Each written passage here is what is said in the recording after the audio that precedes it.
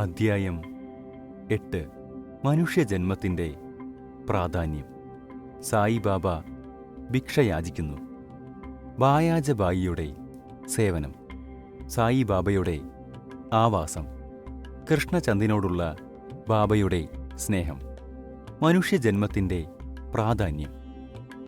ഈ ബ്രഹ്മാണ്ഡത്തിൽ ദൈവം കോടാനുകോടി ജീവജാലങ്ങളെ സൃഷ്ടിച്ചു. സ്വർഗം, നരകം, ഭൂമി, സമുദ്രം, ആകാശം മുതലായ സ്ഥലങ്ങളിൽ അധിവസിപ്പിച്ചു. അതിൽ ദേവന്മാരും ദേവതുല്യരും മനുഷ്യൻ, മൃഗം, കൃമി ആദിയായവയും ഉൾപ്പെടുന്നു. ഇവയിൽ പുണ്യാത്മാക്കളാകുന്ന ജീവജാലങ്ങൾ സ്വർഗത്തിലെത്തുന്നു. പുണ്യം തീരുന്നതുവരെ അവിടെ നിർത്തി വീണ്ടും ജനിപ്പിക്കുന്നു. പാപം ചെയ്തവർ നരകത്തിൽ പോയി പാപഫലം തീരുന്നതുവരെ ദണ്ഡനമനുഭവിക്കുന്നു. പാപപുണ്യങ്ങൾ സമനിലയിൽ നിൽക്കുമ്പോൾ ഭൂമിയിൽ മനുഷ്യനായി ജനിക്കുന്നു. അത് മോക്ഷത്തിലേക്ക് വേണ്ടി അധ്വാനിക്കാൻ അവസരം കൊടുക്കലാണ്.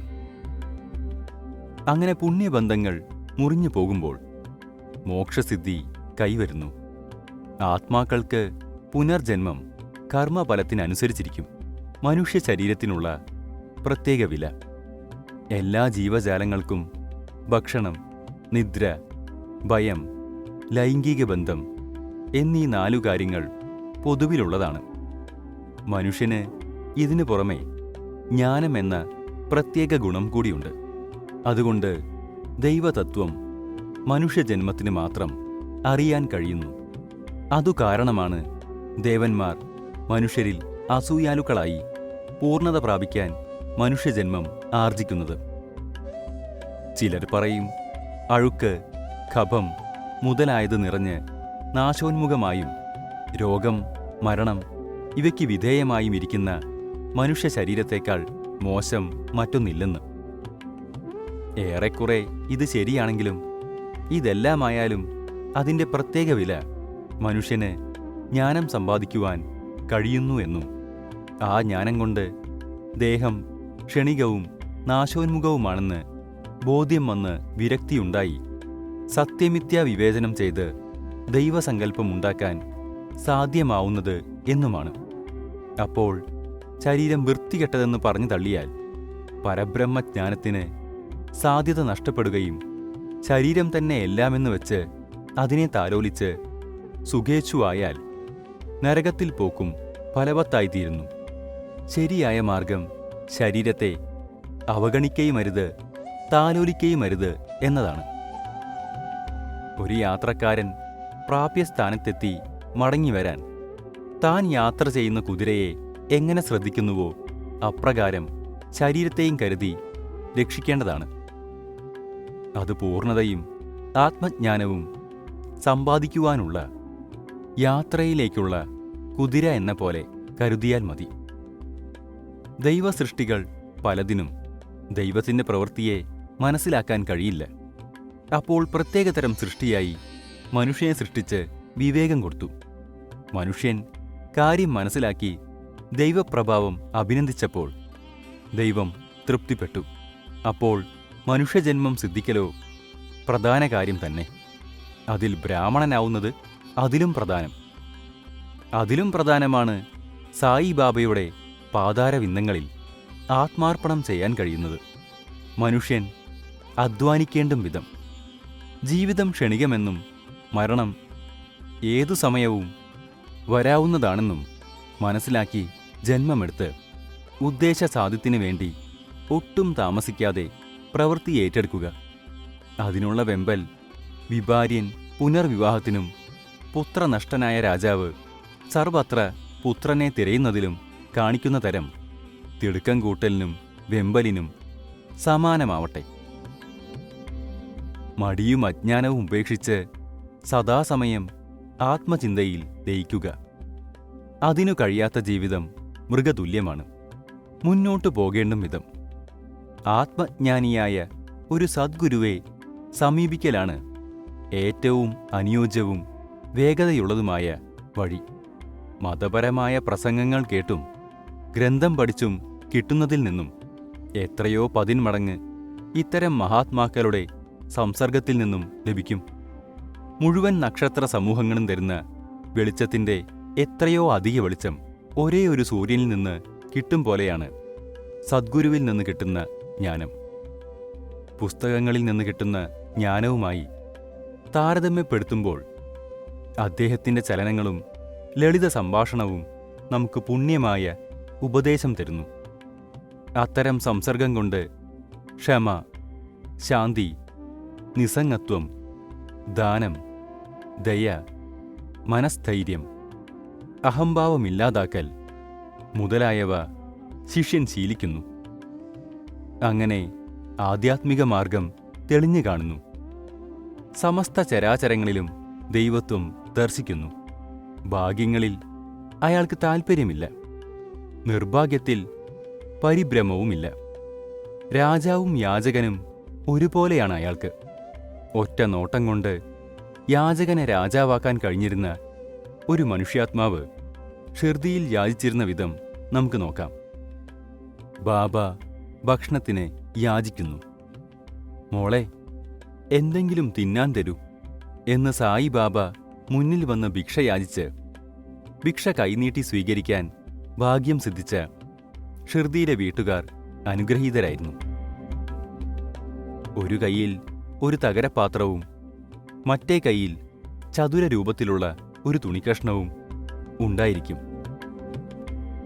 നിത്യവും ചില വീടുകളുടെ വാതിൽക്കൽ ചെന്ന് യാചിക്കും. ദ്രാവക രൂപത്തിലും കൊഴുപ്പുള്ളതുമായ എന്തും, അതായത് സൂപ്പ്, പച്ചക്കറി കൂട്ടാൻ, പാല്, തൈര് മുതലായതെല്ലാം തകരപാത്രത്തിലും, ചോറ്, റൊട്ടി, ചപ്പാത്തി മുതലായ ദ്രവരൂപമല്ലാത്തതെല്ലാം തുണിക്കഷ്ണത്തിലും വാങ്ങും. ജിഹ്വാചാബല്യം വിജയിച്ച ബാബയ്ക്ക് സ്വാദ് ഒരു പ്രശ്നമല്ല. പിന്നീട് ആ തകരപാത്രത്തിലെയും തുണിക്കഷ്ണത്തിലെയും സാധനങ്ങൾ കൂട്ടിക്കലർത്തും. അത് ബാബ മതിയാവോളം കഴിക്കും. ഒരു സാധനം സ്വാദുള്ളതോ അല്ലാത്തതോ എന്നൊന്നും ബാബ ഗൗനിക്കാറില്ല. ബാബ ഉച്ചവരെ യാചിക്കുമെങ്കിലും അതിന് സമയനിഷ്ഠയൊന്നുമില്ലായിരുന്നു. ചിലപ്പോൾ കുറച്ച് ചുറ്റി നടക്കും. ചിലപ്പോൾ ഉച്ചയ്ക്ക് 12 മണിവരെ യാചിക്കും. ഇങ്ങനെ കിട്ടുന്ന ഭക്ഷണം ഒരു മൺപാത്രത്തിലിടും. നായ്ക്കളും പൂച്ചകളും കാക്കകളും ഒരു ഭാഗത്ത് നിന്ന് തിന്നുന്നുണ്ടാവും. ബാബ അവയെ ഒരിക്കലും ആട്ടിപ്പായ്ക്കില്ല. മസ്ജിദ് അടിച്ചുവാരുന്ന സ്ത്രീ 10-12 റൊട്ടിക്കഷ്ണങ്ങൾ വീട്ടിലേക്ക് കൊണ്ടുപോകും. ആരും അവളെ തടയില്ല. സ്വപ്നത്തിൽ പോലും നായ, പൂച്ച മുതലായവയോട് പരുത്തു സംസാരിക്കാത്ത ബാബയ്ക്കെങ്ങനെ നിസ്സഹായർക്ക് ഭക്ഷണം നിഷേധിക്കാൻ കഴിയും? ഷിർദിയിലുള്ളവർ ആദ്യം ബാബ ഒരു ഭ്രാന്തനായ ഫക്കീറാണെന്ന് ധരിച്ചു.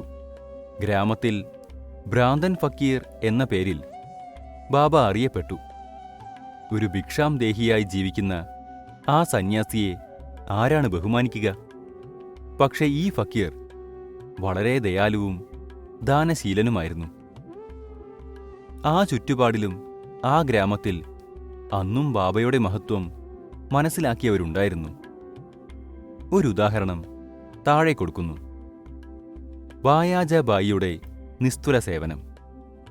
താത്യാക്കോട്ടയുടെ അമ്മ ബായാജബായി ഉച്ചയ്ക്ക് ഒരു കൊട്ടയിൽ ചപ്പാത്തിയും കറിയുമായി കാട്ടിൽ മുഴുവൻ ബാബയെ തിരഞ്ഞു നടന്നിരുന്നു. അവർ കാട്ടിൽ നാഴികകളോളം തിരഞ്ഞു നടന്ന് മുള്ളും കല്ലും ചവിട്ടി ഭ്രാന്തൻ ഫക്കീറിനെ കണ്ടുപിടിച്ച് കാൽക്കൽ നമസ്കരിക്കും. ഫക്കീർ ശാന്തനായി ധ്യാനനിരതനായി ഇരിക്കുന്നുണ്ടാവും. അവർ ഒരില വെച്ച് ഭക്ഷണം അതിൽ വിളമ്പും.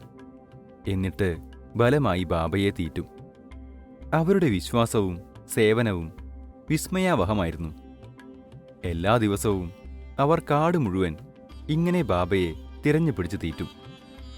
അവരുടെ ഉപാസനയോ തപസ്സോ സേവനമോ എന്തായാലും അത് ബാബ ഒരിക്കലും മറന്നില്ല. അവരെ ഓർത്ത് അവരുടെ മകന് ബാബ ഗംഭീരമായ നേട്ടങ്ങൾ കൊടുത്തു. അമ്മയ്ക്കും മകനും ഫക്കീർ ദൈവമായിരുന്നു. ബാബ അവരോട് പറയും, സന്യാസം പ്രഭുത്വമാണ്, അത് ശാശ്വതമാണ്. സാധാരണക്കാരൻ മനസ്സിലാക്കുന്ന പ്രഭുത്വം ക്ഷണികമാണ്. കുറേ കാലം കഴിഞ്ഞ് ബാബ കാട്ടിൽ പോക്ക് നിർത്തി. പിന്നെ ഭക്ഷണം കഴിക്കൽ മസ്ജിദിൽ വെച്ചാക്കി. അതോടുകൂടി ബായാജാബായിക്ക് കാട്ടിൽ അലഞ്ഞു നടക്കേണ്ട ബുദ്ധിമുട്ടും തീർന്നു. 3 പേരുടെ ആവാസം. ഭഗവാൻ വാസുദേവൻ കുടികൊള്ളുന്ന ഋഷിമാർ, പുണ്യാത്മാക്കളും അവരുടെ സംസർഗം ലഭിച്ചവർ ഭാഗ്യവാന്മാരുമാണ്. അങ്ങനെ 2 പേർ, അതായത് താത്യാകോട്ടെ പട്ടേലും ഭഗത് മഹൽ സാബതിയും സദാസമയവും സായിബാബയുടെ കൂട്ടാളികളായി അനുഗ്രഹീതരായി. ബാബ 2 പേരെയും ഒരുപോലെ സ്നേഹിച്ചു. ഇവർ 3 പേരും മസ്ജിദിൽ കിഴക്കോട്ടും പടിഞ്ഞാറോട്ടും വടക്കോട്ടും തലവെച്ചും കാലടികൾ അന്യോന്യം തൊട്ടുകൊണ്ടും രാത്രി കിടക്കും. വിരിപ്പുകൾ വിരിച്ച് അവരങ്ങനെ അർദ്ധരാത്രി വരെ കളിതമാശകൾ പറഞ്ഞു കിടക്കും. ആർക്കെങ്കിലും ഉറക്കം വന്നാൽ മറ്റ് 2 പേർ കൂടി ഉണർത്തും. ഉദാഹരണത്തിന്, താത്തിക്കുറക്കം വന്നാൽ ബാബ അയാളെ അങ്ങോട്ടും ഇങ്ങോട്ടും ഇളക്കി തല പിടിച്ചമർത്തി ഉണർത്തും. അല്ലെങ്കിൽ മഹൽ സാബതി കാലിൽ തട്ടി മേൽ തട്ടി ഉണർത്തും. ആ കാലം എന്തുമാത്രം സന്തുഷ്ടവും അവിസ്മരണീയവുമായിരുന്നു. ബാബയുടെ ആ പ്രേമവും കാരുണ്യവും ആർക്കാണ് അളക്കാൻ കഴിയുക? അച്ഛൻ മരിച്ചതിൽ പിന്നെ താത്യ വീട്ടുകാര്യം ഏറ്റെടുത്ത് വീട്ടിൽ തന്നെ കിടക്കാൻ തുടങ്ങി. റഹഡയിലെ കുഷൻചന്ദ്. ബാബയ്ക്ക് ഷിർദിയിലെ ഗണപത് കോട്ടെ പട്ടേലിനെ വളരെ ഇഷ്ടമായിരുന്നു. അതുപോലെ തന്നെ ബാബ റഹഡയിലെ ചന്ദ്രബാനു ഷേട്ടുവേയും സ്നേഹിച്ചു. അയാളുടെ മരുമകൻ കുഷൻചന്ദിനെ അതിൽ കൂടുതൽ സ്നേഹിക്കുകയും അയാളുടെ ക്ഷേമത്തിൽ എപ്പോഴും ശ്രദ്ധിക്കുകയും ചെയ്തു. ചിലപ്പോൾ കാളവണ്ടിയിലോ ചിലപ്പോൾ ടോങ്കയിലോ മറ്റു ചിലരോടൊപ്പം ബാബ ഇടയ്ക്കിടയ്ക്ക് അവിടെ പോവും. അവിടുത്തുകാർ ഗ്രാമാതിർത്തിയിൽ വാദ്യഘോഷത്തോടുകൂടി വന്ന് ബാബയെ എതിരേറ്റ് നമസ്കരിക്കും. ഗ്രാമത്തിൽ എഴുന്നള്ളിപ്പായി കൊണ്ടുപോകും. പിന്നെ കുഷൻചന്ദ് ബാബയെ വീട്ടിലേക്ക് കൊണ്ടുപോകും. ഉപചരിച്ചിരുത്തി സദ്യയൂട്ടും. പിന്നീട് സ്വതന്ത്രമായും സന്തോഷമായും കുറച്ച് സംസാരിക്കും. പിന്നീട് ബാബ എല്ലാവർക്കും ആനന്ദവും അനുഗ്രഹവും നൽകി ഷിർദിയിലേക്ക് മടങ്ങും. ഷിർദി തെക്ക് റഹഡയ്ക്കും വടക്ക് നമഗോവണിനും മധ്യത്തിലാണ്. ബാബ ഈ 2 സ്ഥലങ്ങൾക്കപ്പുറം പോയിട്ടില്ല. ബാബ തീവണ്ടി കാണുകയോ കയറുകയോ ചെയ്തിട്ടില്ല. എങ്കിലും വണ്ടികളുടെ സമയവിവരം കൃത്യമായി ബാബയ്ക്കറിയാം. ഭക്തന്മാർ ബാബയുടെ നിർദ്ദേശാനുസരണം മടങ്ങിപ്പോവുമ്പോൾ യാതൊരു വിഷമവും അനുഭവിക്കില്ല. അതനുസരിക്കാത്തവർക്ക് കഷ്ടപ്പാടും അപകടവും നേരിടും. ഇവയെ സംബന്ധിച്ച് അടുത്ത അധ്യായത്തിൽ വിവരിക്കാം. ശ്രീ സായിയെ നമിക്കുവിൻ. ലോകശാന്തി ഭവിക്കട്ടെ.